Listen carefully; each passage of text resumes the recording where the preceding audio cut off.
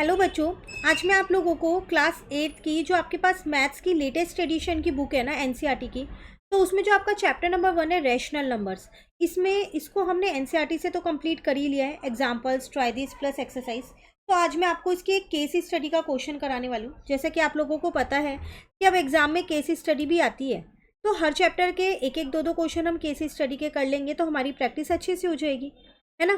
तो चलिए आज चैप्टर नंबर 1 की केस स्टडी करते हैं।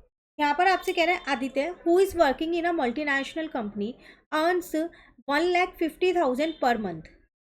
Out of his earning he spend 1/10 on food item, 1/4 on shopping with family, 1/5 of the remaining on education of his 2 kids and the rest of his money he put in his saving। कह रहा है एक आदित्य है, वो एक company में काम करता है, तो वो कितना अर्न करता है। पर मंथ की अर्निंग आपको दे रखी है यहाँ पर 1,50,000 है। अब वो इस 1,50,000 को कहाँ कहाँ स्पेंड करता है वो आपको फ्रैक्शन की फॉर्म में ये सारे दे रखे हैं कि कितना वो शॉपिंग पे करता है, कितना वो बच्चों की पढ़ाई के लिए करता है, कितना वो फूड आइटम पे करता है और कितना वो सेव करता है। अब इसी पे रिलेटेड आपको कुछ क्वेश्चंस यहाँ पर दे दिए गए हैं। आपसे कह रहे हैं फर्स्ट क्वेश्चन में how much money he spend on food item. तो बताओ वो फूड आइटम पे कितनी मनी खर्च करता है।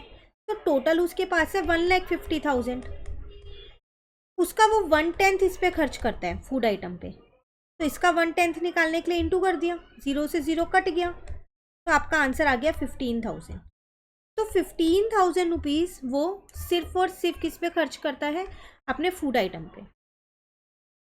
क्लियर है। नेक्स्ट क्वेश्चन में क्या कह रहे हैं, how much money he spend on shopping. अब बताओ वो शॉपिंग पे कितना खर्चा करता है। तो 1/4 करता है, तो 1,50,000 का हमने 1/4 निकाल लिया। आप चाहो तो 4 से 1,50,000 को डायरेक्ट डिवाइड कर सकते हो, पूरा पूरा डिवाइड हो रहा है, नहीं तो आप इसे 2 से कट करके भी कर सकते हो। तो 37,500 आएगा अगर आप डायरेक्ट डिवाइड कर दोगे। तो 2 से कट करके करोगे तब भी इतना ही आएगा। तो वो शॉपिंग पे 37,500 खर्चा करता है महीने का। ठीक है। नेक्स्ट में आपसे क्या कह रहे हैं, how much money was left with him after spending on food and shopping. अगर वो फूड और शॉपिंग का मिला दे तो उसके बाद उस पर कितने पैसे बचते हैं वो आपको बताना है। तो देखो उसकी जो टोटल अर्निंग थी वो थी 1,50,000, जिसमें से वो 15,000 फूड पे खर्चा कर देता है ना फूड पे खर्चा। तो पहले तो ये हटा दो फूड का,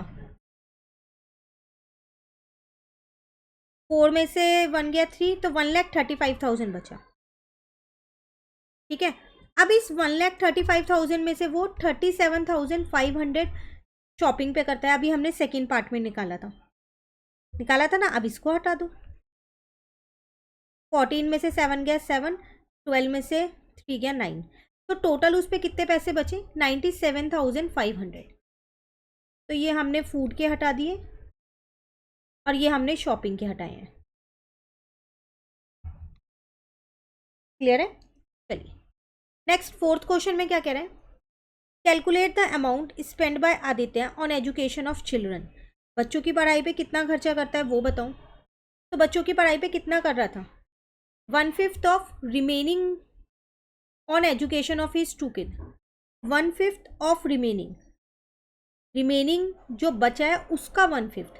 तो बचा कितना था, मनी लेफ्ट थी कितनी, अभी हमने निकाला था, वो थी 97,500। इसका 1/5 है जो वो एजुकेशन पे खर्च कर रहे हैं, बच्चों की पढ़ाई पर। तो ये तो डायरेक्ट 5 से कट हो जाएगा। 97,500 को मैंने 5 से डिवाइड किया तो 19,500 आ गया। आया ना इतना। ये देखो मैंने डायरेक्ट ऊपर से लिख दिया है थर्ड वाले पार्ट से देख के, पर अगर आपके पास थर्ड वाला पार्ट नहीं आएगा तो आपको पहले ये निकालना पड़ेगा, उसके बाद करना पड़ेगा। ठीक है। तो फिर आप यहाँ लिखोगे अमाउंट स्पेंड बाय आदित्य, क्योंकि एमसीक्यू क्वेश्चन नहीं है, सॉल्व करना है इसलिए, ऑन एजुकेशन ऑफ चिल्ड्रन।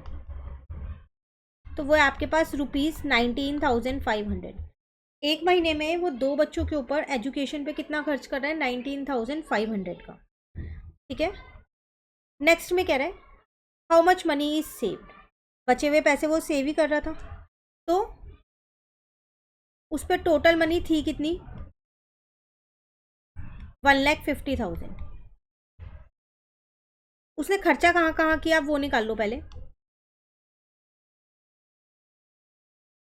तो टोटल एक्सपेंडिचर उसने कहाँ कहाँ किया, 15,000 उसने फूड पे खर्चा किया, 37,500 उसने शॉपिंग पे खर्चा किया, और 19,500 उसने पढ़ाई पे खर्चा किया, एजुकेशन पे।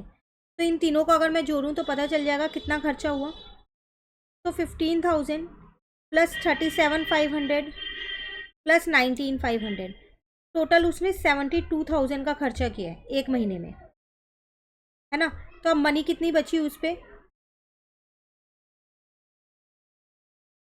मनी ही सेव, तो 1,50,000 माइनस 72,000, तो उस पर टोटल 78,000 बचते हैं अभी भी, जो वो हर महीने सेव कर लेता है।